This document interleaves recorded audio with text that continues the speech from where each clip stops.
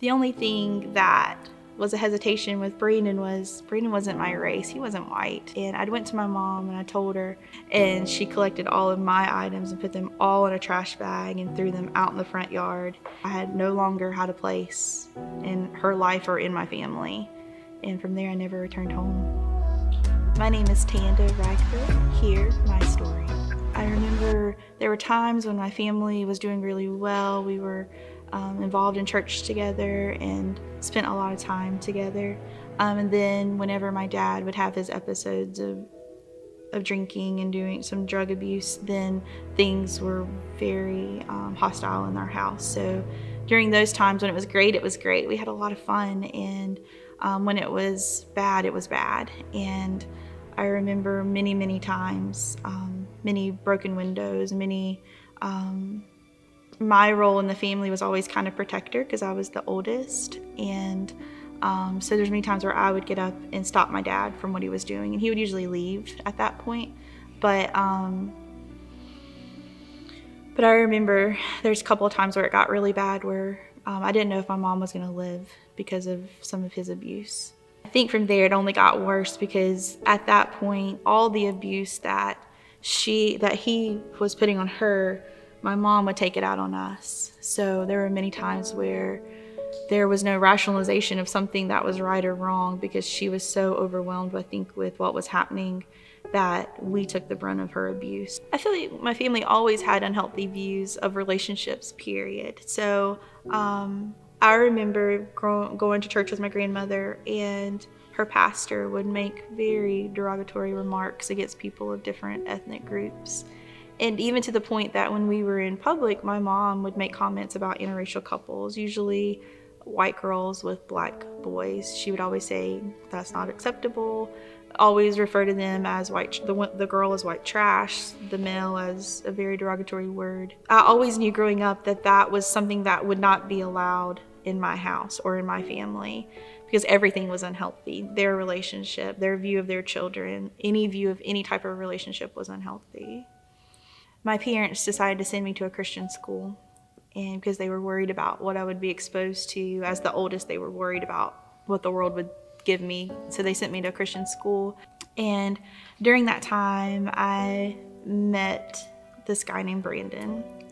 And Brandon was the life of the party. He was fun. He was loved by everybody. And the only thing that was a hesitation with Brandon wasn't my race. He wasn't white. The hard part was we started dating my senior year, at the very end of my senior year. And I went to my mom and I told her, I said, I need you to know that this relationship is more than just a casual dating relationship.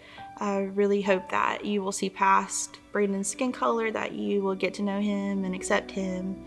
And from there, it's almost like hell broke loose. She couldn't see past, she couldn't hear what I was saying to her. All she could hear was, he's black. He's not white. And so that's where she proceeded to go into my room, and she collected all of my items and put them all in a trash bag and threw them out in the front yard and told me that I needed to leave, that was not acceptable. She would not have that type of relationship in her home, and that I had no longer had a place in her life or in my family. And so that's where I called Brandon, told him what was going on, and he came and got me. So I think she viewed it as rebellion, and from then on I was always viewed as white trash to her.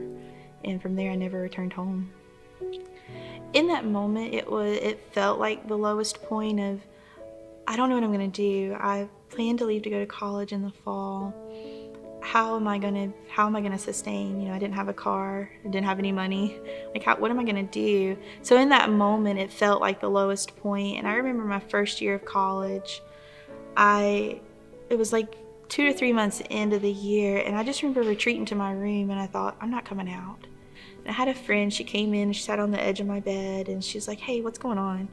So I told her, I said, no one knows this about me besides Brandon and another friend that's here. I said, but here's where I'm coming from. And she just sat there and she held my hand and she hugged me and she prayed with me. And I felt like from that moment on, that was a real turning point of, You have value. Like, you don't have to be perfect. You do have a place, and God's got plans.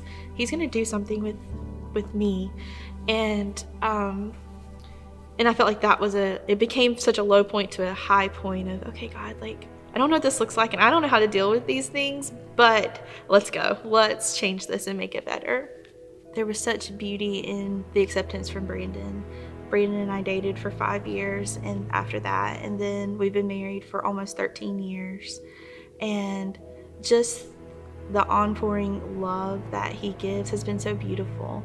Like, it's restored my life in many ways, because I never had to question value with him. I've never had to question placement. I've never had to worry if I was going to come home to a hostile home. Like, he's brought such peace, and I think that's been found because he's very firm in who he is in Christ, and in that he's really helped me explore who I am in Christ, and that I'm not an orphan, but I'm a child of God, and the freedom that comes from being a child of God has been amazing. If you're out there and you're like me, I would really encourage you to not give up. It's hard. The journey's hard, but stay your course. Keep working at what you're doing, and really, I pray that you'll just see God. You'll find peace in that. You'll find comfort in that, and just knowing that you're beautifully made, and so every person that's here is beautifully made, and that you'll just stay the course and not give up.